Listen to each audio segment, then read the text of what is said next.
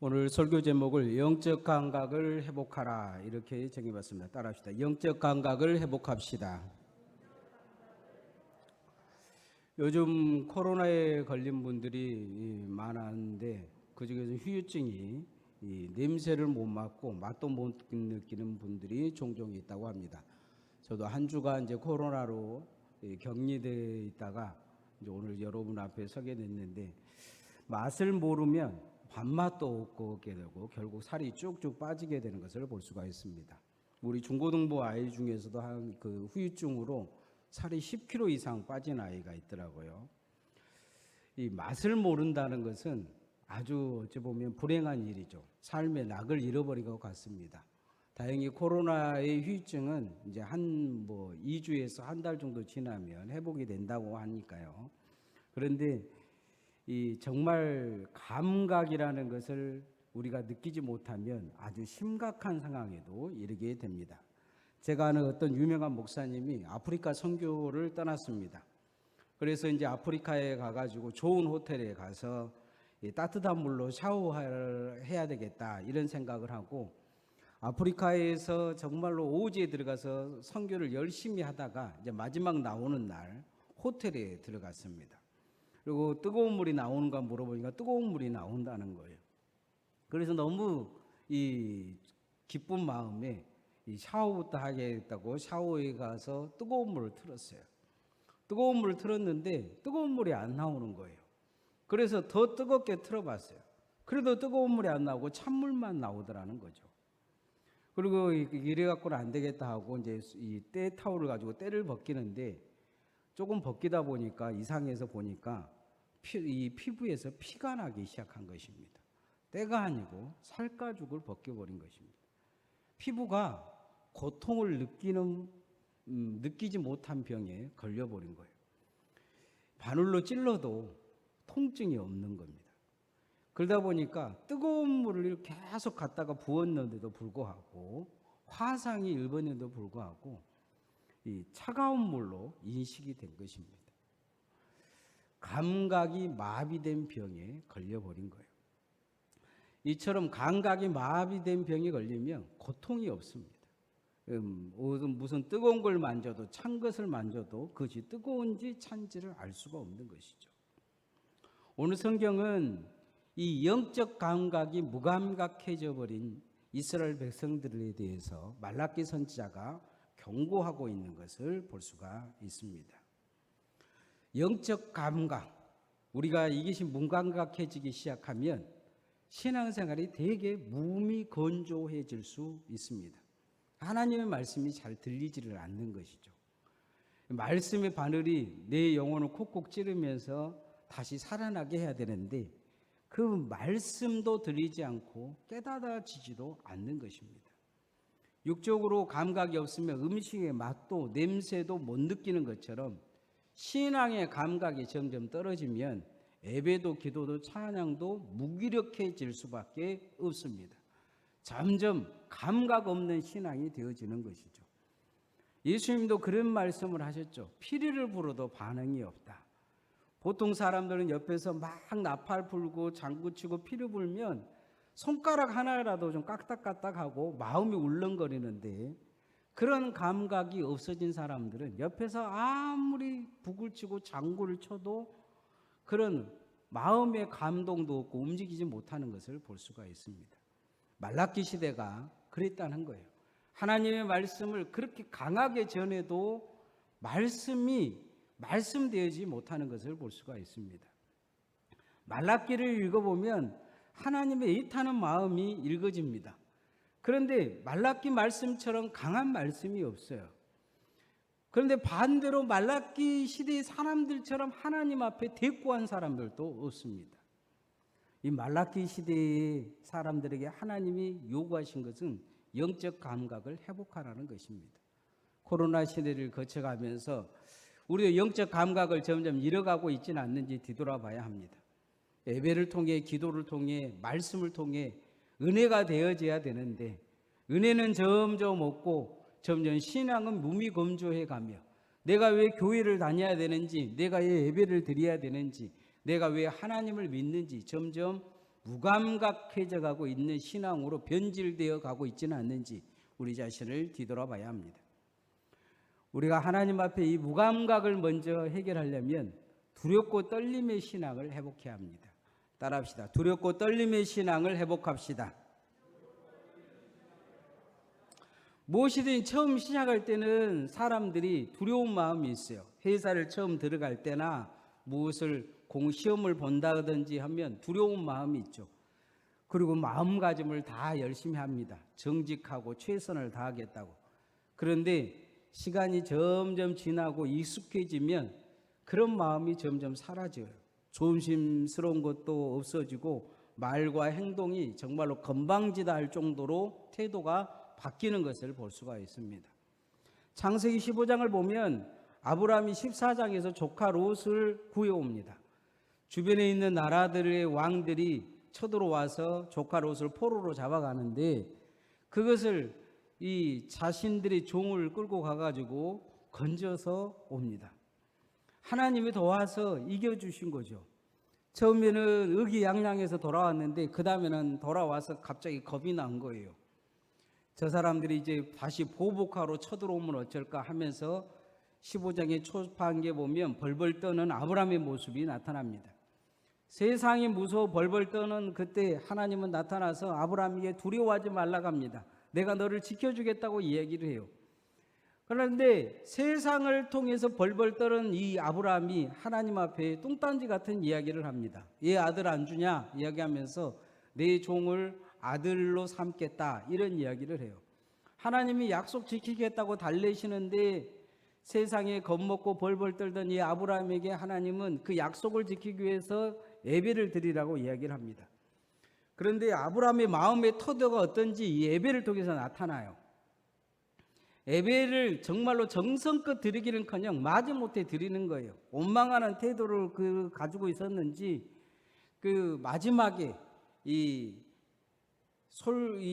비둘기를 쪼개야 되는데 비둘기를 쪼개지 않고 그냥 내버려 두고 어찌 보면 하나님 드시고 싶으면 드시고 마시고 마십시오 하는 태도가 그에게서 보이기 시작합니다. 하나님이 예배를 안 받아주시니까 이 먹을 것이 있으니까 솔개가 와가지고 재물을 자꾸 먹으려고 해요. 그러니까 아브라함이 이 솔개 쫓다가 잠들어 버립니다.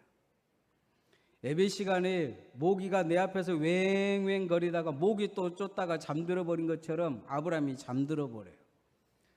분위기가 조금 이상하다는 느낌이 들었는지 깨우니까 하나님이 그런 말씀을 하십니다. 네가 예배를 그러고 드려 네 이 일로 400년 동안 네 후손들이 종살이 할 것이다. 그렇게 하나님이 벌을 주십니다. 세상을 보고는 벌벌 떤 아브라함이 어느 순간부터 하나님 앞에 벌벌 떠는 상황이 없는 거예요. 두려운 마음이 없는 거죠. 태도가 완전히 바뀐 것입니다. 하나님은 아브라함에게 다시 경고하십니다. 두렵고 떨림의 신앙을 회복하라고 요구를 하고 계신 거예요. 너에게는 벌을 주지 않겠지만 이 일을 통해서 너희들의 후손들은 두렵고 떨림을 가지게 될 것이다. 이 한 번의 예배가 400년의 종살이를 하게 된다는 것을 기억하고 두렵고 떨림을 회복하라 하나님은 말씀하십니다. 세상을 보면 세상이 쳐들어올 걸 보면 그렇게 벌벌 떨면서 하나님 앞에는 두려움이 없느냐, 하나님 앞에는 떨지 못하느냐 이런 경고를 하고 있는 것을 볼 수가 있습니다. 오늘 말라기서를 쭉 일장에서 읽다 보면 아주 건방지도 이런 건방진 사람들이 없어요. 하나님 뭐라고 말씀하시면 따복따복 이야기를 합니다. 하나님이 사랑하신다고 그러면 하나님 언제 우리를 사랑했습니까? 그런 이야기를 해요. 하나님 앞에 제대로 예배를 안 드리다 우리가 언제 예배를 안 드렸습니까? 이런 식의 이야기를 하면서 대드는 것을 볼 수가 있습니다.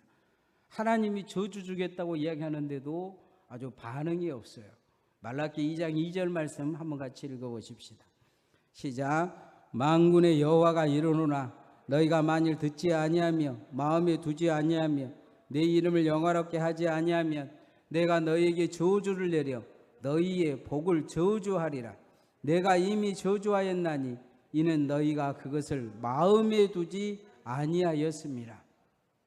하나님이 저주하겠다고 이렇게 말씀을 하심에도 불구하고 마음에 두지 않는다는 거예요. 영적 긴장감이 완전히 떨어져 버린 것입니다. 하나님이 두렵지 않는 거예요. 하나님의 말씀이 말씀으로 들리지 않는 것입니다. 저주하겠다고 노골적으로 하나님이 말씀하심에도 불구하고 그 말씀에 대한 두려움이 없는 것입니다. 영적으로 완전히 무너져 버리는 것을 볼 수가 있습니다. 하나님에 대한 두려움이 사라지기 시작하면 죄에 대한 두려움도 사라지게 되어 있습니다. 하나님에 대한 어떤 두려움이 사라지기 시작하면 마지막 심판에 대한 두려움도 사라집니다. 하나님에 대한 두려움이 사라지면 지옥도 안 무서운 것을 볼 수가 있어요. 뭐 지옥 가면 되지 이런 생각을 가진 사람들이 생길 수 있다는 것이죠. 결국 그렇게 되면 그 신앙은 영원한 멸망에 빠지게 될 수밖에 없습니다.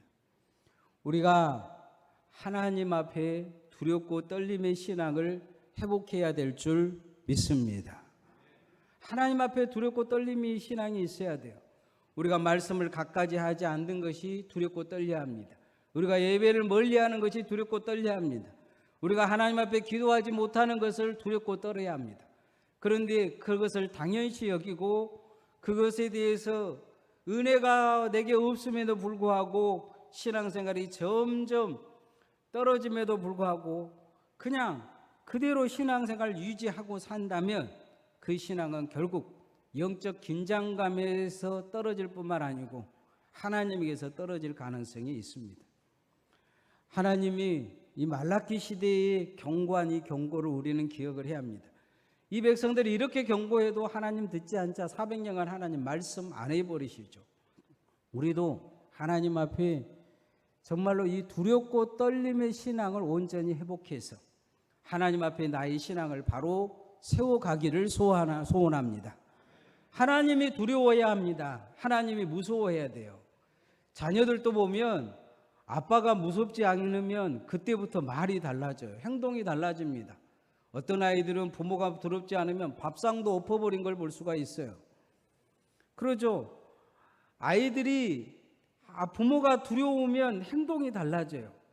밥 먹으라면 밥 먹고 손 씻으라면 손 씻고, 그런데 어느 순간부터 때려도 그냥 때리다가 말겠지 하면 얘가 태도가 달라지죠. 밥 먹으라면 밥상을 엎어버리고 엄마 뺨을 때리지 않는가 하면 아이의 태도가 완전히 달라진 걸 볼 수가 있어요. 아이의 태도를 바꿀 수 있는 것은 부모에 대한 두려움을 심어주는 방법밖에 없습니다. 하나님 앞에도 우리가 그렇게 살고 있지 않는지 뒤돌아봐야 합니다. 하나님에 대한 두려움, 하나님은 계속 참고 인내하고 계시니까 우리가 하나님에 대한 두려움을 잃어버리고 있지는 않는지. 그런데 이 두려움이 없으면 하나님 바로 믿을 수가 없습니다. 하나님에 대한 두려움이 없으면 죄에 대한 부끄러움도 없어져 버립니다. 자기 자신의 잘못에 대한 부끄러움이 없어져요. 하나님은 이 말라기 시대를 사는 사람들의 백성들을 보면서 부끄럽다는 생각을 가지신 거예요. 그래서 부끄러움의 신앙에서 벗어나라 요구하고 계십니다. 따라하십시다. 부끄러움의 신앙에서 벗어납시다. 사람이 부끄러움을 안다는 것은 죄에 대한 개념을 가지고 있는 것입니다. 그런데 부끄러운 것을 자랑하고 부끄러운 것을 이어가고 그 정도로 되어버린다면 이미 그 사람의 마음에는 이 하나님이 자리 잡는 공간이 없는 걸 볼 수가 있어요. 구약의 솔로몬이 죽자마자 하나님은 솔로몬에게 벌을 주시기 위해서 12개 지파 중에서 10개 지파를 나누어서 여로보암이라는 사람에게 이 북이스라엘 나라를 만들어서 맡겨주신 것을 볼 수가 있어요. 그런데 이 여로보암이 왕이 되자마자 이상한 짓거리를 합니다. 단과 베델에 가짜 성전을 짓고 거기에다 송아지 우상을 세우고 하나님이라고 이야기를 합니다. 그리고 레위인들을 다 쫓아버리고 제사장도 쫓아버리고 돈 많이 내는 사람들에게 제사장을 세우고 절기들도 다 바꿔버립니다. 하나님이 그렇게 하지 말라고 그가 만든 단에서 예물을 드리려고 할 때 단을 쪼개가지고 그것은 단이 하나님이 원하는 것이 아니라고 경고를 하시고 그걸 만지다가 손이 말라버렸는데 선지자를 통해서 고쳐줘서도 이 사람은 정신을 못 차립니다. 자신이 하는 행동이 부끄러운 줄을 모르는 거예요. 성경은 믿음의 길이 두 갈래로 갈렸다고 열왕기 상하에 이야기를 하고 있는데, 하나는 다윗의 길과 여로보암의 길로 갈린 것을 이야기합니다. 여로보암이 이야기할 때는 하나님은 부끄러운 이야기를 하십니다. 꼭 어떤 부끄러운 사람의 신앙을 이야기할 때 여로보암의 이야기를 해요. 그런데 자랑스러운 믿음을 이야기할 때는 꼭 다윗의 믿음을 이야기하시는 것을 볼 수가 있습니다.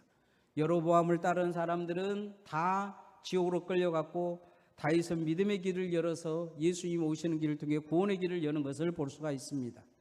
오늘 말라기 시대에 사는 사람들에게 하나님은 부끄러운 줄 알아라는 거예요. 그 너희들의 예배가 부끄러운 줄 알아, 너희들의 기도가 부끄러운 줄 알아, 너희들의 재물이 부끄러운 줄 알아라고 이야기합니다. 똥칠하는 신앙이다, 이렇게 말씀하고 계시요. 2장 3절 말씀 한번 같이 읽어봅시다. 시작. 보라, 내가 너희의 자손을 꾸짖을 것이요 똥고 너희의 절기의 희생의 똥을 너희 얼굴에 바를 것이라. 너희가 그것과 함께 제하여 버림을 당하리라. 부끄러운 신앙인 줄 알아라, 이렇게 이야기를 하는 거죠. 신앙이 자기 자신이 부끄러운 신앙인지를 알지 못하면 고칠 생각이 없어요. 아이들도 그러죠. 자신이 부끄러운 생각이 있으면 고치려고 해요. 말하는 것이나 이런 것이 부끄러운 줄 알면 말을 고치려고 합니다. 행동을 고치려고 해요. 그런데 부끄러운 것이 없고 그것이 자랑스럽다고 생각하면 더 심한 행동을 하는 것을 볼 수가 있습니다. 하나님은 지금 말씀하고 계시요. 부끄럽다 이야기를 하고 있습니다. 그러면서 부끄러운 신앙에서 벗어나려고 노력해야 된다, 이렇게 말씀하시는 것을 볼 수가 있습니다. 여로보암에게 하나님은 부끄럽다 이야기하면서 그 부끄러움을 가르쳐 주려고 했는데, 여로보암은 더 뻔뻔해지는 것을 볼 수가 있습니다. 하나님 앞에 정말로 뻔뻔한 얼굴을 가지고 자신의 잘못이 하나도 없는 것처럼 행동해 버리는 것을 볼 수가 있어요. 우리의 신앙도 그럴 수 있습니다. 하나님은 계속 우리에게 말씀하시면서 변화되라, 하나님 앞에 온전히 살아 요구하고 있는데, 우리는 잘못한 것이 없으면서 내가 뭘 잘못했다고 이런 식으로 뻔뻔해질 수 있다는 것입니다. 부끄러움의 신앙을 가져야 합니다. 하나님 앞에 부끄러운 신앙을 가져야 회개가 되어집니다. 변화가 되어집니다. 성화가 일어납니다. 하나님 앞에 철저히 우리의 신앙의 부끄러움을 감추기보다 변화시켜가는 성도들 되어지시기를 소원합니다. 하나님 앞에 부끄러움이 있다는 것은 그 사람의 신앙에 영적 긴장감이 아직 살아있다는 것입니다. 이 말라기 시대의 가장 큰 문제는 영적 긴장감이 사라져버린 거예요. 하나님 그것을 경고하고 있는 것을 볼 수가 있습니다. 따라합시다. 영적 긴장감을 회복합시다. 제가 어렸을 때 설교를 하면 덜덜덜 떨은 적이 있습니다. 이 강대상을 꼭 붙잡고 설교를 할 때가 있었어요.